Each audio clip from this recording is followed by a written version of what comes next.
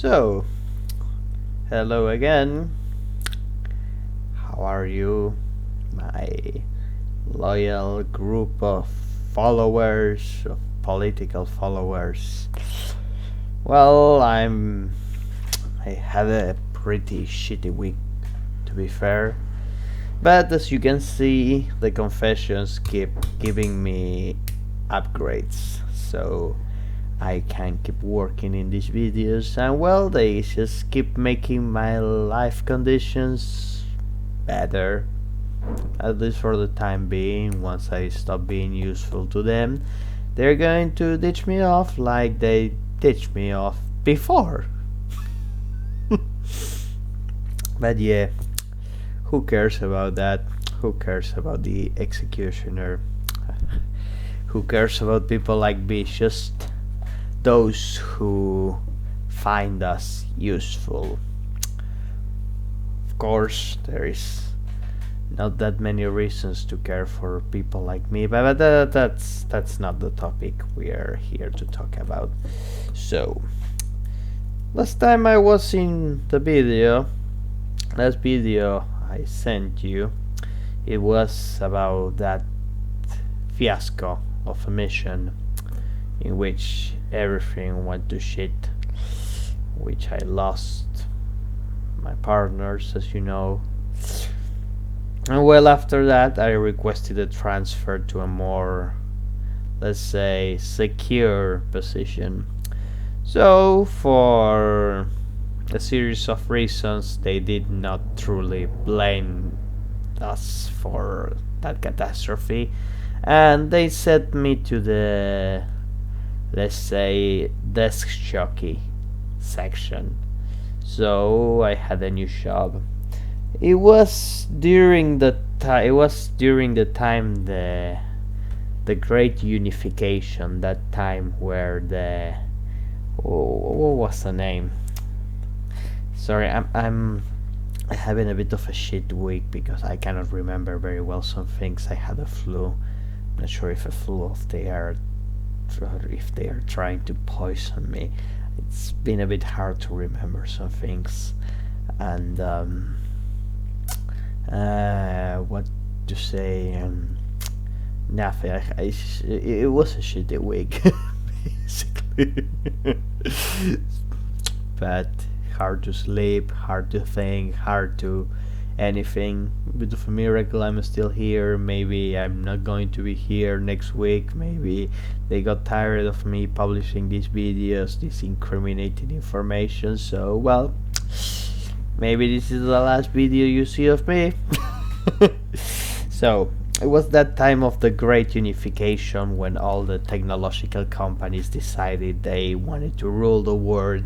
So they connected, and the big GAFAM, yes, Google, Amazon, Facebook, Apple, right? Microsoft and Tesla, of course, because let's not forget Elon Musk is a cunt, regardless of all the things he pretended to say. Okay, all of them are cunts, no doubt about that. But that's not the point of here. So now, with the Great Unification being official, practically all the Western governments were under control of this super algorithm. But the algorithms weren't still perfected enough. So I mean, as you know, all these companies working in these interactive projects between governments and companies. Of course, by that time, the governments were simply becoming new branches of the corporations. It was a full-scale takeover. The Great Unification just made it official and accelerated things. But there was still space for guys like me. I mean, of course, if not, I wouldn't be talking. I wouldn't have anything to say, but my point here is that I was sent to a different section in which I had to deal more directly with these things. I was sent to the informatics section of my work. So my new job as a desk jockey was to analyze the targets I previously used to abduct and torture and kill, and all those ugly things we talked before. So it was my duty to investigate these targets, to select them, red list, green list, amber list, the three things. So that was because the algorithm wasn't perfected enough to do it by themselves. They still needed people in that area. Eventually they kicked me off, as they kicked off everyone. That was a couple of years after. Yes, after that it was about the time of the collapse, when we know the entire thing came blowing down. This is blowing down. Yeah, it completely. Okay, never mind. Yeah, it came crashing down. So, as I said, I was a desk jockey. Again, selecting, investigating targets, analyzing the people who were potentially they consider a potential danger to the stability and security of the United Kingdom. Of course, all those who might threaten the great power of the multinationals. So I was there in the computer 8 hours a day, 5 days a week, and well, some after jobs. At least they pay the extra hours, and well, no hazardous, no hazardous risks. you know that shot I got here, it still pronounces me this kind of cough. So well, I spent 2 years as a well, it was the beginning of the thing. Analyzing, selecting, differentiating different targets, different people. That was the luck of the big takeover of the companies. I mean, they were working in conjoint with our organization, and well, all the information collected by all the technological companies made the job so much easier. I mean, our previous resources, we felt like we were in the Stone Age. Now we had all the information, the equipment, the logarithms, the algorithms, the mediums. It was so much easier to collect all the information, even easier than what 5 years before it was. I mean, and we have been doing business with these companies. We were doing business with those companies for since always, but with the big takeover, things became even easier to do, to analyze the targets, until of course all the algorithms took over and they kicked us all out because machines up. So the people that I had to select were more or less pre-selected, and this pre-selection I had to analyze the targets fully, and then once that was, I had to select if that people had to be eliminated or something in between. But by that point of the entire situation, if we're gonna call it like that, it was either you lived or you died. There was no middle point. Because the plan of the big companies were what was called techno-feudalism, and there was no place for dissidents, there was no place for any kind of rebellion, no place for commie ideas, no place for anything that might challenge their undisputed reign over the entire Western civilization, at least particularly the first world countries. So well, I was there, still being an executioner, selecting people. You live, you die, you live, you die, you live, you die. All in all, it made the job kind of easier than actually having to do it in the field or by real. It's far easier. I mean, the training, the the real life training it was a piece of trash regardless of what they tell you. They never really prepare you for this kind of situation. For all the training, it goes completely out of the window when you have to shoot a person for the first time, or when you have to torture a person for the first time. It's like 3 years of entire training worth a miserable piece of crap. It's like you eh, but so, like always, the detachment, which of course working behind the monitor made so much easier. The level of detachment, it was easier to select targets like that. Of course, in a way, I was killing far more people. I was being responsible of far more deaths than before. In a way, I mean, before it was much more personal, much more direct, and now, well, it was indirect. I was the guy giving the orders or sending to guys like I was before the targets. So my body count increased exponentially. At the point, of course, I mean, I was up in the ladder despite the failure of the mission.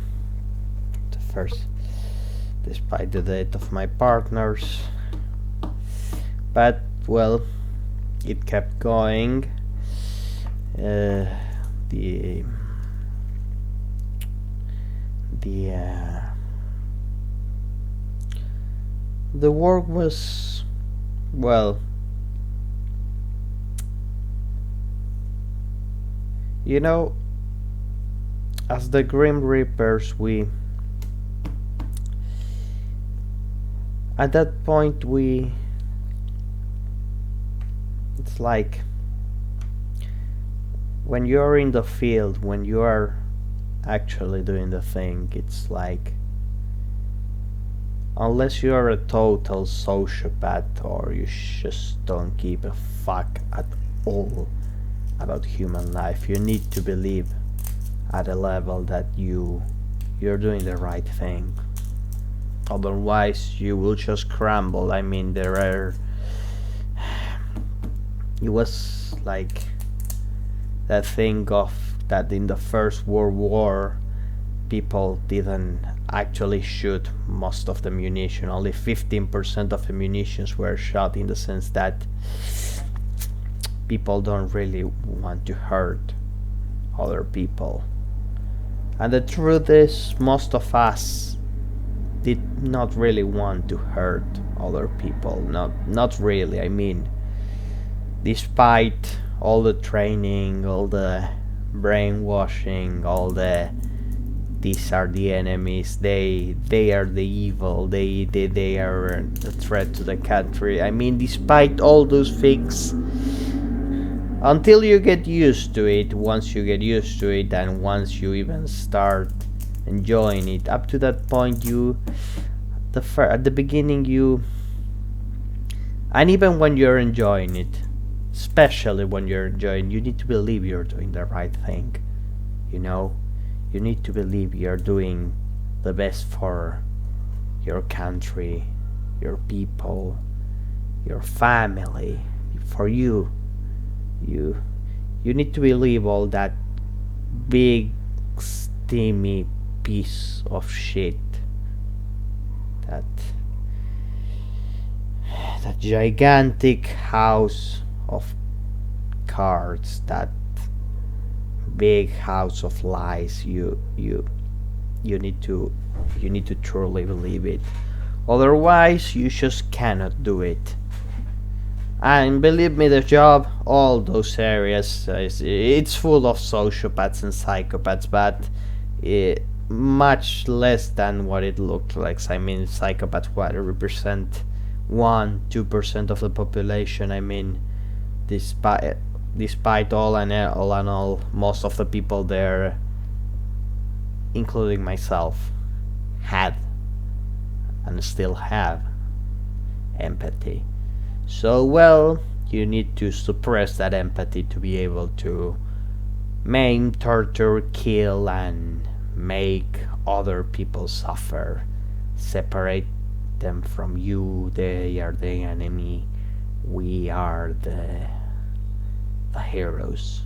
Regardless of the fact you're drilling a hole in the head of that person, you still believe yourself to be the hero. Yeah. Well, that's very important when you are in a field mission. When you are in front of a monitor, far from all those things, I mean, it's like it becomes more detached because you're not really dealing with people, you're dealing with pieces of information, with bytes. I'm not going to be analogical. So, but you're not truly dealing with people, they are just profiles, they are just pages in the web. I mean, it becomes far less personal. But at the same time, you paradoxically you start, because you need to go through all the information of this person, you need to go through their entire life, their activities, their personality profile, their social connections, their families. In a way, you start to connect to you. Despite being more detached, at the same time you're more connected to that person, because when you're in the field it's like you're in the war. The enemies, like all other things, disappear. You have a target, you have an objective, you are focused, and all doubts disappear. And when you are there in the monitor, clicking, you live, you die, you live, you die, looking over and over and over papers, despite the monotony, despite the apathy, in a way, you get to know the people you're sending to die. You get to know the people you're sending to the execution. You get to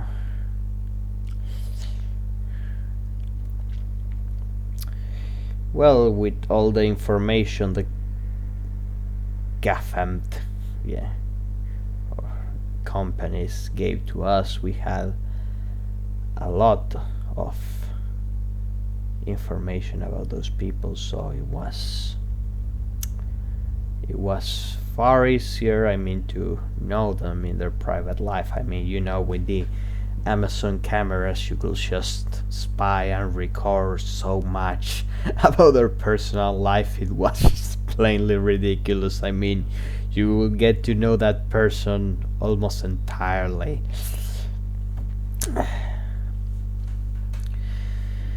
And well, through the pages, the videos, everything that involved people's personal lives, all those targets, it became easier, but at the same time it became harder to put in the killing list, because they started to become people. They just stopped being a target. You see, when you have this video of this person entering the house, hugging his or her pet, kissing their children's good night, talking them, singing them a song.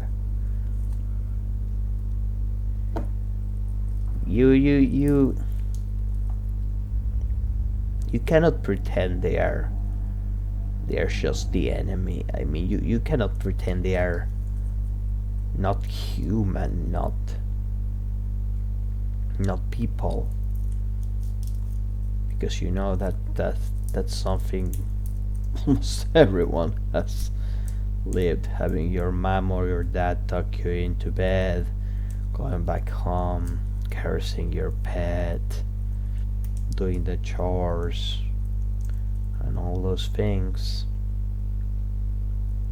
Reading through the informations, their family links, their own personal issues. I remember reading through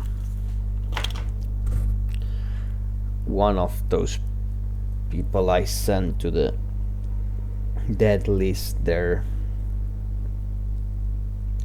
I was reading the psychological evaluation made by a psychiatrist and by a psychologist this person went to when he was suffering. He had major depressive disorder and moderate anxiety. It was pretty detailed, all the issues, all the reasons why he was there, and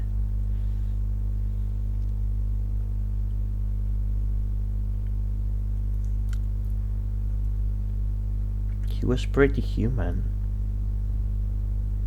You know, it's like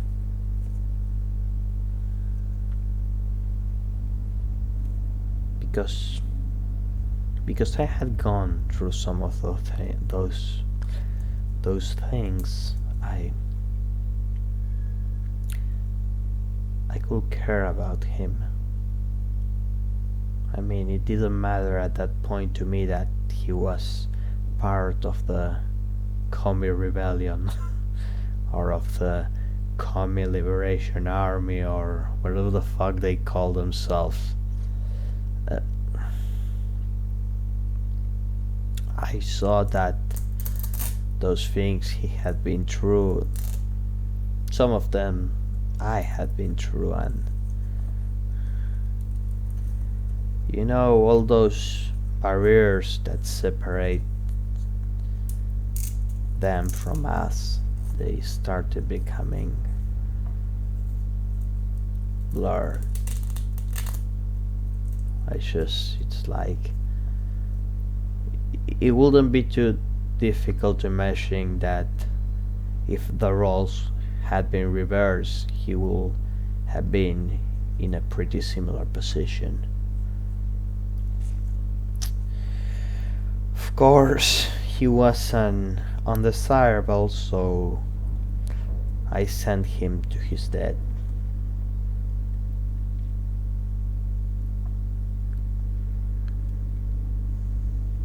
I destroyed his life. He had a pretty rich life, you know, despite, well, or because he suffered, and he had a pretty rich life, both social and inner life. And what? He was sent to the chambers because he thought private property should be public. No. Well, yes, that will be the big reason, because, well, that's the macro. The micro, well, because he was a compassive guy who wanted a better world for everyone, and because he threatened the interests of selfish childs who simply had way too much power and way too much greed and way too much evil. Because if you want to get down to the facts, to our Christian facts, evil is the word. Or, well, yeah, they completely lack the empathy for this, for all those people who wanted to make though for everyone. They didn't care about everyone, about anyone, not even between themselves. I mean, I remember when one of the executives of the GAFAM was just thrown to the wolves because he started being a problem. You see, it's no one gave a fuck about anything or anyone, just about their power. The gigantic machinery just kept working. It will crash anything it stood in its way. All those executives, all those Thai guys, what did they know about getting their hands dirty? About having actual blood in their hands? I was just a tool. Most of us were just tools, and the other guys were spanners in the works we had to deal with.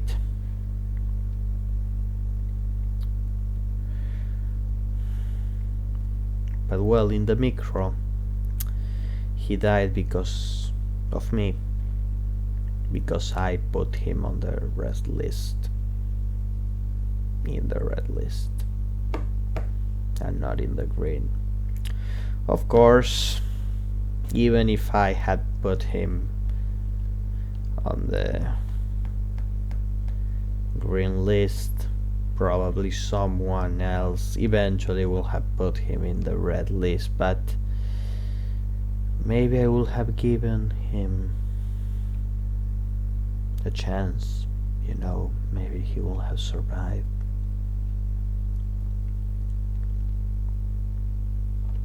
Maybe he will still be alive today.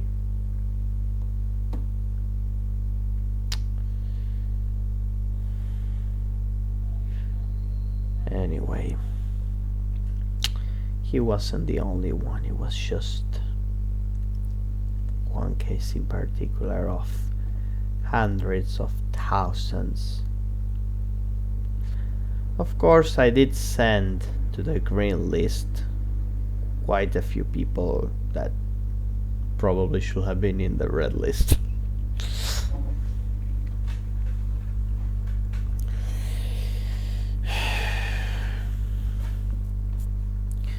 Yeah, a lot of office guys reading through all your information, deciding your fate with a click of two buttons. Nothing really new, to be fair, but well, I mean, it became even more banal than with the Nazis, in a way. Even the Nazis were less banal than us. The banality of evil, yeah. That's what technology made it. It made it even more banal. But at the same time, with all that information, it made it even more personal. Ironic, isn't it? The paradoxes, those contradictions, those little ironies, little and big ironies. Of course, eventually the algorithms became extremely sophisticated, and well, we became expendable. So after 2 years of red green, maybe amber, red green amber, I got kicked out.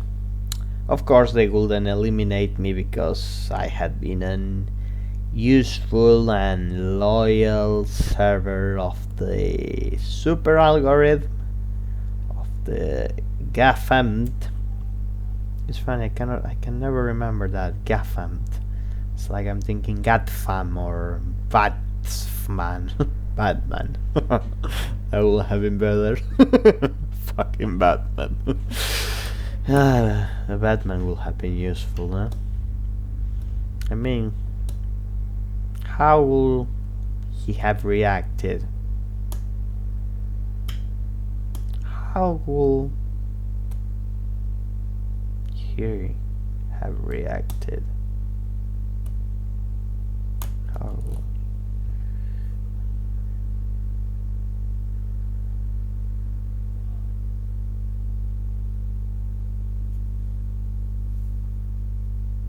not? I'm so tired. I'm even confusing the grammatics. I can or not, or maybe I'm not confusing the grammatics. I don't know. I really think they're poisoning me. I really think they're poisoning me for saying too much.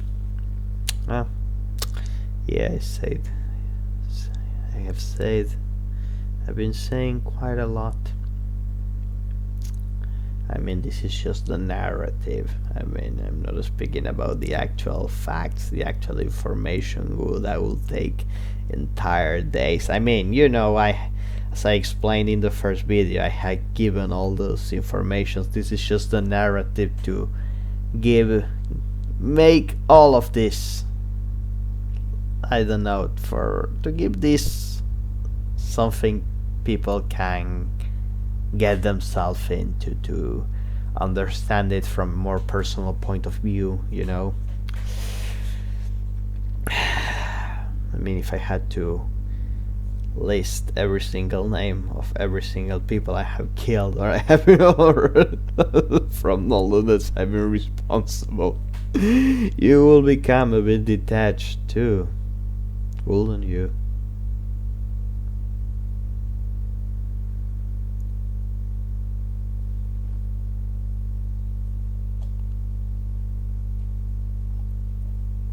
How will Batman have reacted had he existed?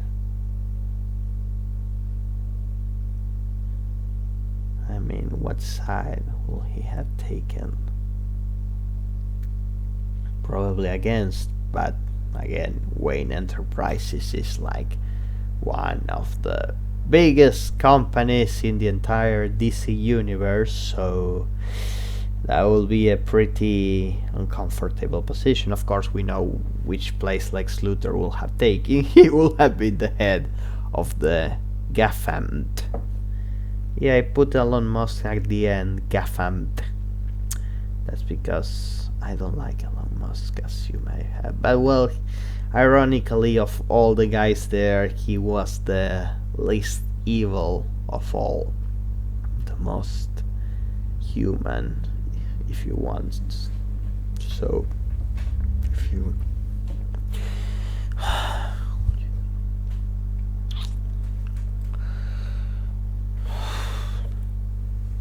so I received a firing note, but given my loyal service, I became a pensioner very early, very young. So the government simply sent me money every single month.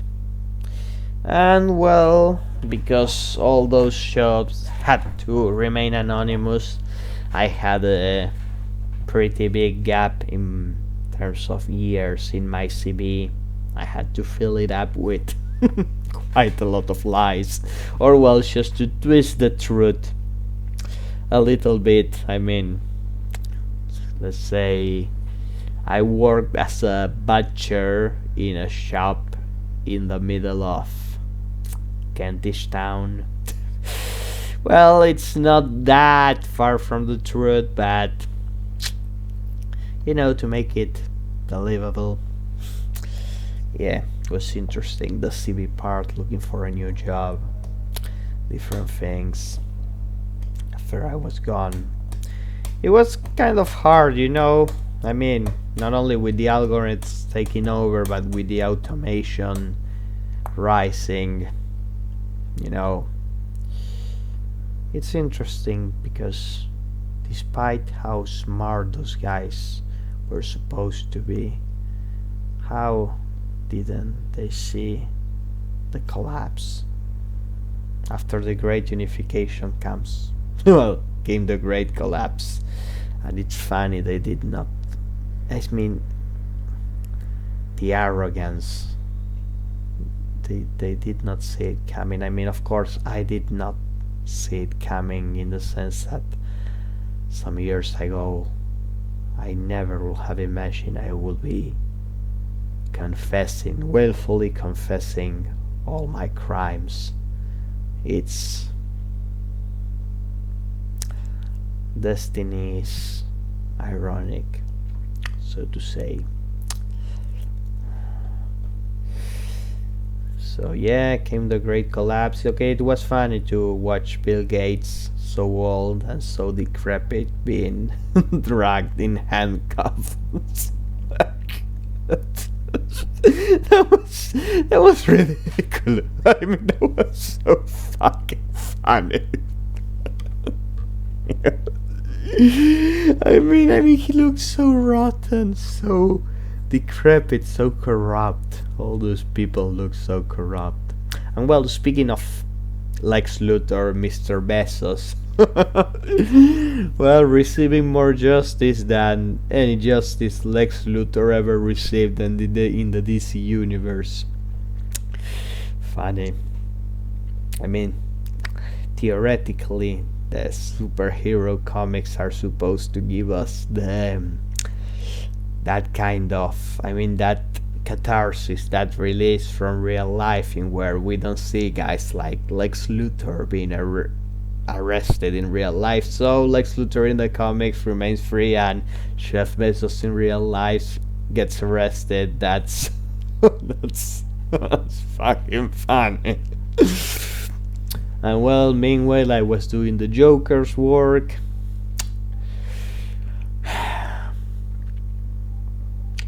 So well, yeah, the great collapse. That's where, well, that's what it comes after. The great unification, that time where the GAFAM ruled the world, as we know.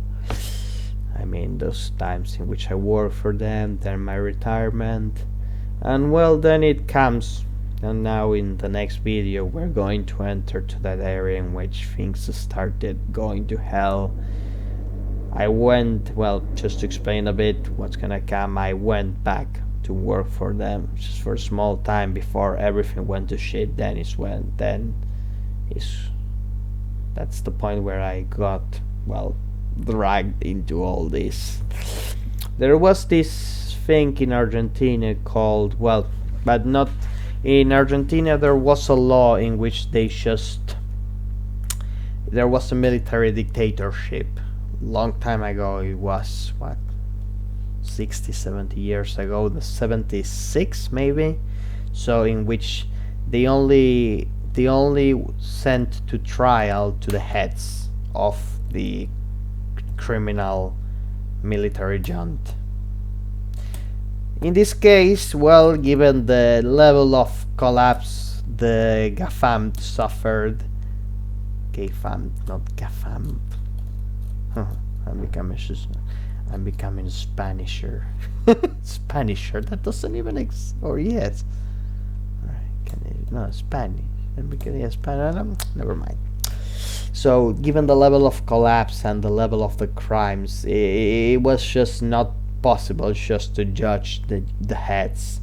So they started judging people in lower levels despite the risk. And well, you all remember what happened, but well, there's where I enter into the question. And well, some of the things you know, some of the other things you don't know, so I will continue in the next video. So thank you very much for listening. It's, oh no, This is most definitely not expiation, but I don't think I'm feeling released from my crimes. No, not at all. As you can see, I'm never going to be released from them. Not at least physically speaking. I'm just saying, I don't know. Perhaps despite doing so much evil during so much time, it kind of feels good to do some good, you know.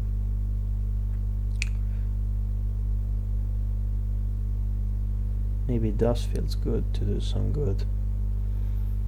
I mean, at that time I thought that I was doing good, but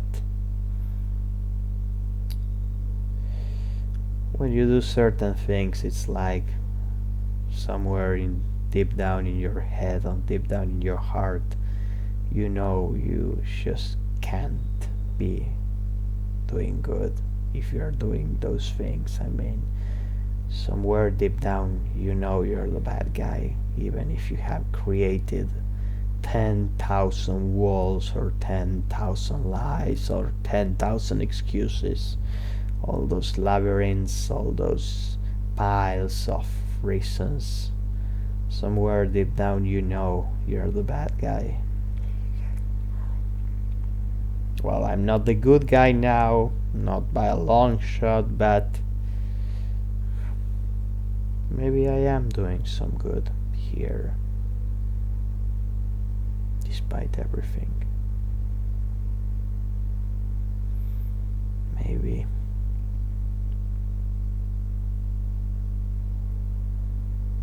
Maybe some of all those souls I sent to die can, find some measure of acknowledgement, some measure of justice. I mean, if it's punishment, I'm never going to be released, but that will never compensate it. That will never compensate for all the evil I have done, but maybe by doing good, maybe by truly doing good, I can, balance a bit the scales. Maybe I can help to bring some light. Well, see you next time.